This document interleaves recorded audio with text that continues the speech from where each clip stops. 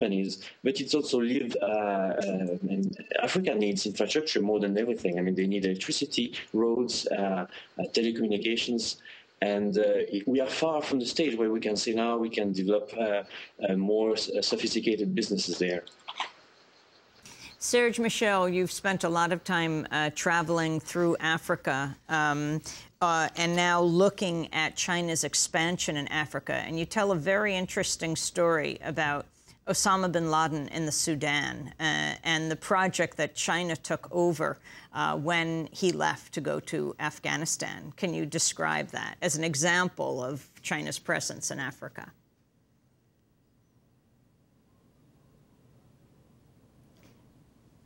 Interesting. It looks like we've just lost him on the video stream. We'll try to reestablish contact. But as we wait, let's turn back to Nii Akuetteh. Can you talk about the significance of China's expansion going from number 3 behind France and the United States to number 2 in Africa? I think it's a story of a glass partially full. The fact that China is bringing significant technical expertise in building infrastructure is a good thing. The fact that they are bringing funding and investment in Africa is welcome because Africa has such big developmental needs and we need all the investment we can get. However, in fact, I think there are grave dangers associated with China's presence in Africa. And frankly, I think that one of the biggest positive factors in Africa is civil society. But I do worry that African civil society is too sanguine about the presence of China. I worry about China's presence because I look at what China does in its own country, from the abuse of human rights, from pollution and exploitation of the environment, from taking people's land and even their property in cities like Beijing for the Olympics. China is not a does not have a democratic government, and it's in its zeal to develop fast, it abuses human rights. And Africa needs both democracy and protection of human rights as well as development. Africa's history is full of foreigners coming into Africa, saying that they are coming to help Africa and abusing Africa. This has been happening for over 500 years. The slavery was such an episode. Then you got colonialism. Then you got neocolonialism. So while China is helping in some areas, I worry a lot more.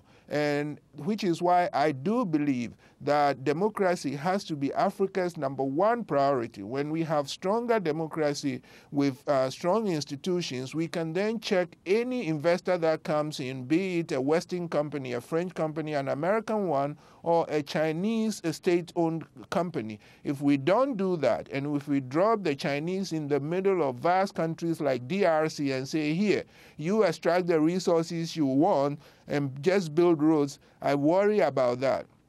And I'm sure that Serge will tell you that there is growing frustration among the peoples of Africa with the Chinese presence. Zambia is an example. There have been criticism both in Ghana of the Chinese presence, in Senegal of the Chinese presence. So I think China's presence is not a totally good thing, and Africans need to be very watchful and put pressure on them. The African governments, I mean, they like the investment and they don't suffer much of the consequences. So they are very welcome. But African peoples must hold the governments responsible and must be very careful about their engagement with China. And they have to look at what China does in its own country. We have Serge Michel back on the line here. I'd like to ask him about this whole issue of Chinese living in Africa. Your book estimates that somewhere between 500,000 and 750,000 Chinese now reside in Africa, a larger population even than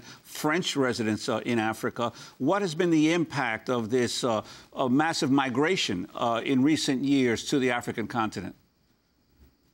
Well, I agree with what your previous interlocutor said about democracy. It should be aim number one. The problem is that it's not the case. It's not happening like this.